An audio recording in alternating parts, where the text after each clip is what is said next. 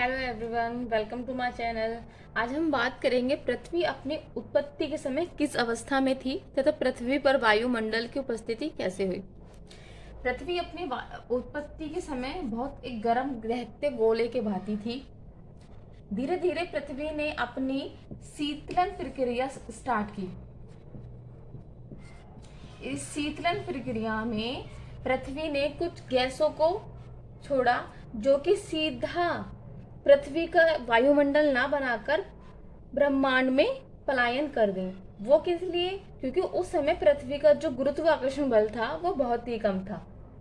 उसके बाद शीतलन प्रक्रिया के बाद पृथ्वी ने धीरे धीरे ठंडा होना स्टार्ट करा, लेकिन इसके साथ ही पृथ्वी पे एक क्रस्ट बनती गई जो कि धीरे धीरे जो विचलन हो रहा था गैसों का, उसके कारण ये क्रस्ट काफी मोटी होती गई। ये क्रस्ट पृथ्वी पर मोटी हो गई। इस मोटी क्रस्ट होने के साथ जो अंदर गैसें थी वो अंदर की अंदर ही रह गई थी, जिनका आयतन बढ़ता चला गया, जिनमें काफी तापमान हो गया। और फिर उन्होंने क्या करा, ये जो गैसें थी जो अंदर विचलन कर रही थी, ये ज्वालामुखी के रूप में ऊपर निकली, है ना। अब ज्वालामुखी के उद्गार के साथ ही ज्वालामुखी से ये गैसें निकली तो इन्होंने ये पृथ्वी के चारों तरफ इन्होंने एक आवरण जैसे बना लिया जो कि वायुमंडल कहलाया।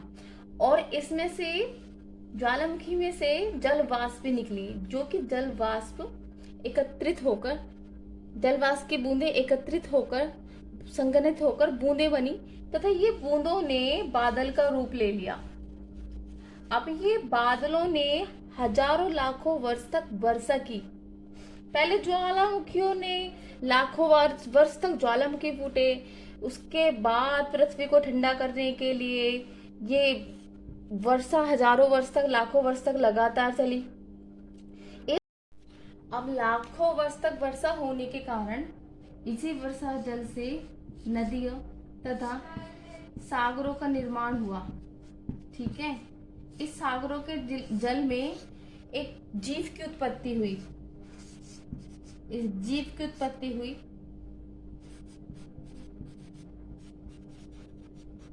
एक पादपल्वलक जीव की, जिसको हम कहते हैं, उसकी उत्पत्ति हुई, जिन्हें हम ग्रीन एल्गी, ब्लू एल्गी के नाम से भी जानते हैं। इसी से जीवन की उत्पत्ति हुई। तो इस जीव ने प्रकाश संश्लेषण प्रक्रिया के द्वारा कार्बन डाइऑक्साइड को ग्रहण करा तथा ऑक्सीजन को रिलीज करा, जिससे हमारे वायुमंडल में ऑक्सीजन आई। इससे पहले वायुमंडल में ऑक्सीजन नहीं थी, इसी के कारण वायुमंडल में ऑक्सीजन की उत्पत्ति हुई। तो इसी से हम कह सकते हैं कि पहले जीवन की उत्पत्ति हुई, उसके बाद ऑक्सीजन की उत्पत्ति हुई है। इस उत्पत्ति के बाद हालांकि ऑक्सीजन के निर्माण की बात करें तो यूवी रेज ने भी जल को तोड़कर ऑक्सीजन का निर्माण किया था।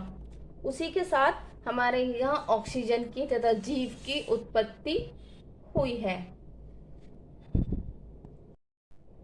अब हम बात करेंगे ये पृथ्वी की जो कूलिंग प्रोसेस थी, ये पृथ्वी का फर्स्ट फेज था। वातावरण बना, ये सेकंड फेज था।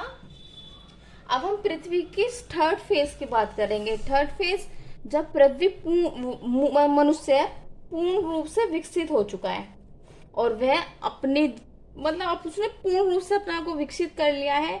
लेकिन अपने आप को तो मनुष्य ने विकसित कर लिया है, लेकिन मनुष्य अभी क्या कर रहा है? जो पृथ्वी ने अपने आप को जीवन योग्य बनाने के लिए लाखों करोड़ों वर्ष लगा दिए, अपने आप को जीवन के लिए बनाया, गैसों का संतुलन बनाया, वही मनुष्य आज क्या कर रहे हैं?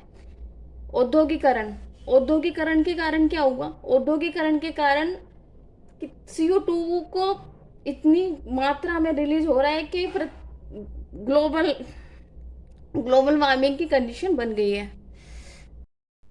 अब थर्ड फेज में मनुष्य ने क्या करना स्टार्ट कर दिया है ग्लोबल वार्मिंग मनुष्य ने अपने आप को तो विकसित कर लिया, लेकिन जिस पृथ्वी ने अपने आप को बनाने के लिए, जीवन योग्य बनाने के लिए लाखों करोड़ों वर्ष लगा दिए, मनुष्य उसे ही खराब करने में लगा हुआ है। पृथ्वी मनुष्य ने विभिन्न प्रकार के प्रदूषण फैला के पृथ्वी को नष्ट कर रहा है, खनन कर रहा है, जो कि पृथ्वी के लिए हानिकारक है। जो स्थिति बनाने में पृथ्वी ने को लाखों वर्ष लग गए जीवन योग्य, वही कुछ वर्षों में ही मनुष्य ने पृथ्वी को बुरा हाल कर दिया है। तो ये थे हमारी वायुमंडल व जीवन की उत्पत्ति तथा लास्ट में मैं आप सबसे से यही विनती करना चाहूंगी कि अर्थ को क्लीन रखें, ग्रीन रखें। Thank you.